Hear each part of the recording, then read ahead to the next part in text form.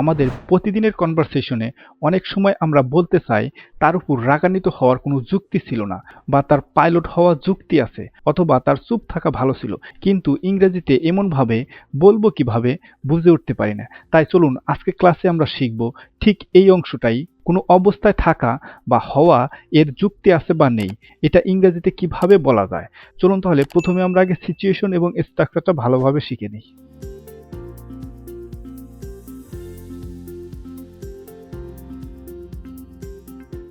দেখেন, এই হচ্ছে তাহলে আমাদের আজকের ক্লাসের সিচুয়েশন এবং স্ট্রাকচার। চলুন আমরা সিচুয়েশন এবং স্ট্রাকচারটা আগে ভালোভাবে বুঝে নেই যে হওয়ার যুক্তি আছে বা হওয়ার কারণ আছে, এরকম ধরনের সিচুয়েশনে আমরা কিভাবে স্মার্ট ইংলিশে কথা বলবো সেটাই শিখবো। দেখেন, যদি আমরা স্ট্রাকচারটা ভালোভাবে বুঝি, there plus be verb plus a point plus in plus being plus NPV. দেখেন, এনপিভি অর্থ হচ্ছে কি নাউন প্রোনাউন, মানে কোনো কিছু হওয়ার যুক্তি আছে এরকম ধরনের কথা আমরা এই স্ট্রাকচারের মাধ্যমে সেন্টেন্স তৈরি করে স্মার্টলি ইংলিশে কথা বলবো। চলুন তাহলে এখন আমরা শিখবো এই সিচুয়েশনে এই স্ট্রাকচারের মাধ্যমে কিভাবে সেন্টেন্স গঠন হয় এবং আমরা আমাদের রিয়েল লাইফে কিভাবে সেন্টেন্স তৈরি করে ইংলিশে স্মার্টলি কথা বলবো। তার জন্য আমরা কিছু রিয়েল এক্সাম্পলের মাধ্যমে শিখে নিই।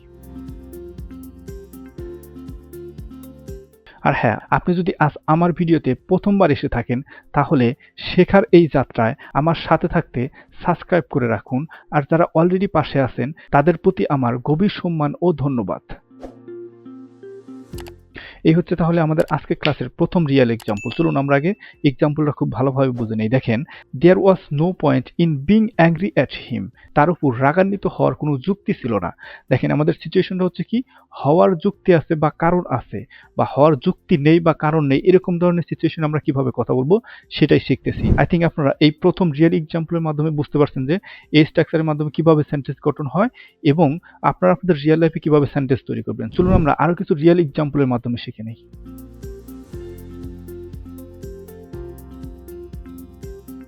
দেখেন, তারপরের এক্সাম্পলটা হচ্ছে কি, যদি আমরা একটু সহজভাবে বুঝি, there is a point in being her pilot. কি বলছি দেখেন, একটু মনোযোগ সহকারে বুঝেন। There is a point in being her pilot.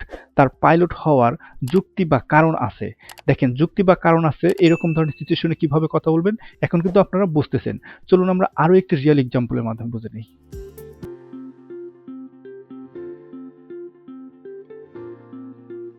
দেখেন, তারপরের এক্সাম্পলটা হচ্ছে কি, যে there is a point in quiet sometimes.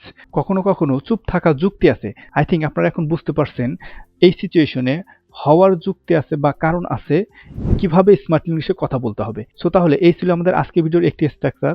Situation অনুযায়ী কিভাবে সেন্টেন্স গঠন হয় আপনারা কিন্তু এখন ভালোভাবে বুঝতে পারছেন। এখন আপনাদের কাজ হলো try to use there is a point in or there is no point in to describe your daily conversation. It will make your English sound more logical and natural. That's all for today's class. In the next one, we will learn another practical structure. So stay tuned and keep learning every day.